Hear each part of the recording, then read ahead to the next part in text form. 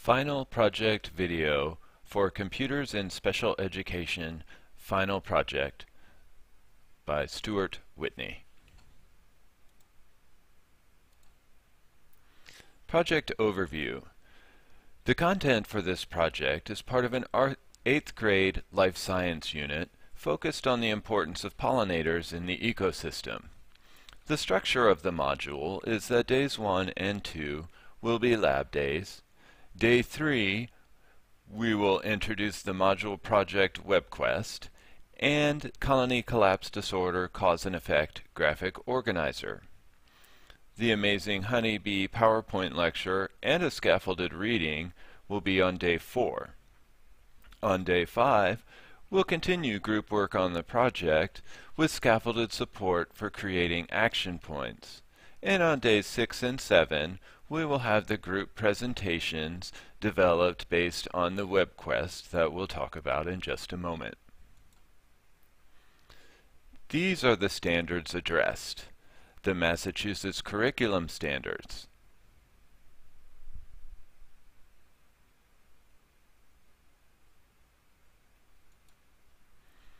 In addition, the Next Generation Science Standards that are addressed.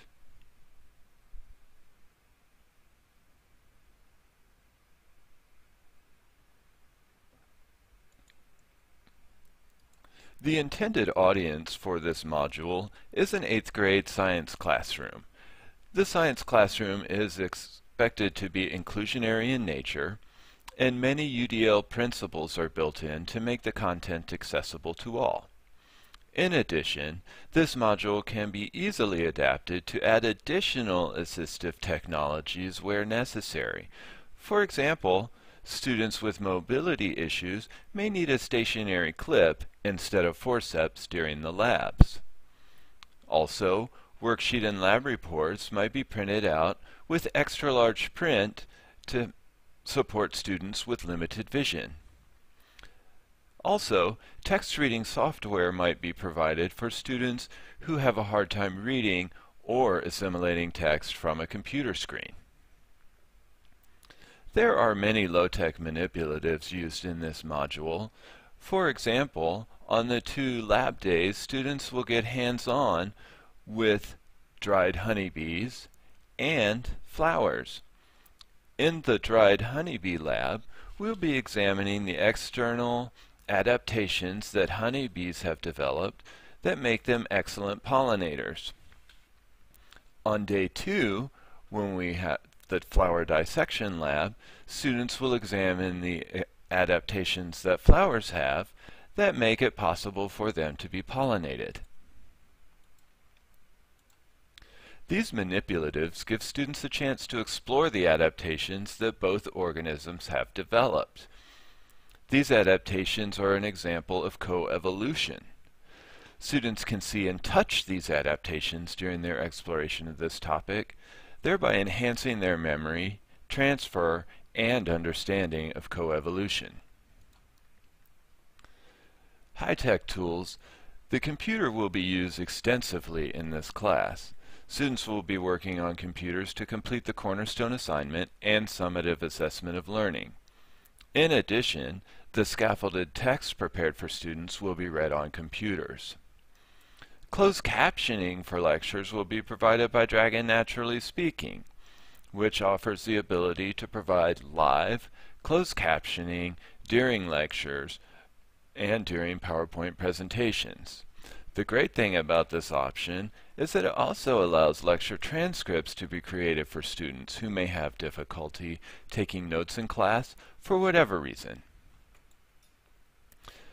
Finally, students are encouraged to use original video and audio recordings in their presentation. One of the found learning tools I discovered when doing this project was a simulation of the pollination of a flower. Let's take a look at it now.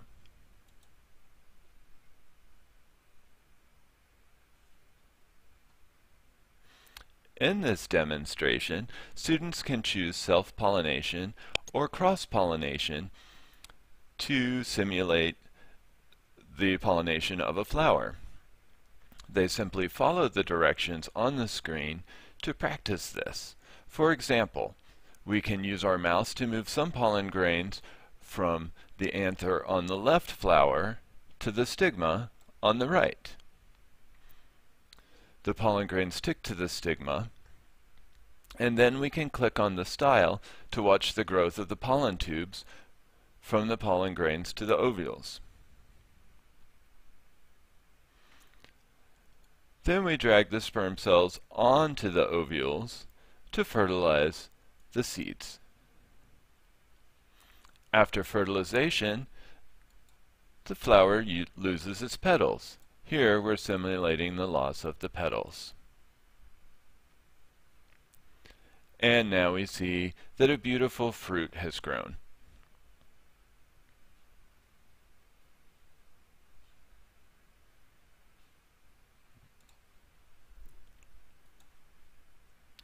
Two original learning tools were created for this project. The first is a scaffolded text created in OneNote. This is the use of an innovative technology to provide support and to make higher level content accessible to all readers in the class.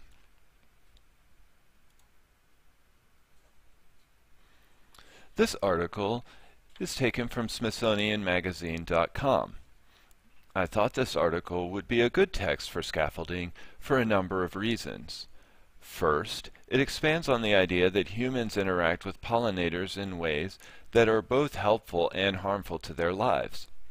Second, it will introduce the topic of hive organization, which will be covered after students review and discuss this text. And finally, it is a text that reads at grade 12 level according to the Fleisch-Kincaid score in MS Word. Since my students are 8th graders, I thought this would be a good test of scaffolding. In an effort to liven up the text, I added various clip art images to the margins to illustrate some of the points. This also adds some scaffolding.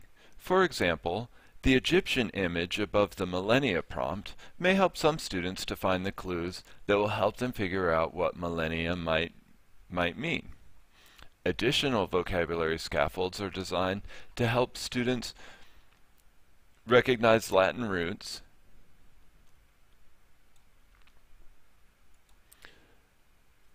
and to help them use context in figuring out meaning. In addition to the vocabulary scaffolds, there are numerous prompts to visit external videos which expand on the topics presented in the article or offer additional background information which may be helpful for some students.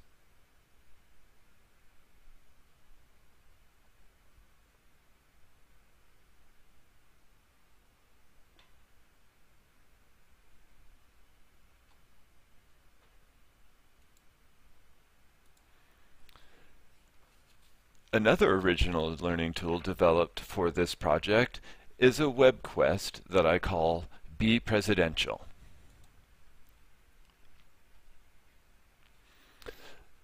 The product of this web quest assignment is the summative assessment for this unit. In it, small groups of students take on the persona of a blue ribbon panel organized by President Obama to address the problem of colony collapse disorder. The web quest starts out with an introductory video. Human society is extremely complex and fragile, built upon various pillars. One of them is the honeybee. 1 out of 3 meals eaten by humans is made possible by honeybees. They are so important that if all the honeybees were to die out, thousands of plants would. This leads in to the presidential appointment or task, where students learn that they will be developing a 3-point action plan and presenting it to the president and 3 key interest groups: farmers, beekeepers, and environmentalists. During their presentation, they will be playing the role of a member of this prestigious panel. While other groups make their presentations, they'll be playing members of one of the key interest groups. The Congressional Oversight or Process page provides detail on how the class will be divided, research resources, how to develop their plan and what should be included in the presentation, directions for developing their presentations and brochures, and delivering their presentations to the class. I harness some multiple text strategies with the inclusion of pointers on development of brochures and on delivering presentations for students who may need extra support. The cabinet level review provides a comprehensive rubric outlining expectations and clear guidelines for how the project will be assessed. The Attorney General's Office, or Acceptable Use Policy, governs student use of the Internet for research purposes and for accessing the Internet on school properties. The Oval Office page is the final reflection page of the WebQuest. This question will be discussed at length upon completion of all the presentations, and students can offer their opinions on whether humans are beneficial or harmful in the life of bees. Finally, scaffolded supports for this project can be found on this last page. Included are graphic organizers that can help students to visualize the causes and effects of CCD, an action plan worksheet that students can use to come up with their action items, and finally, the Creating an Action Point activity, which the instructor can use to model the process of building an action point from start to finish.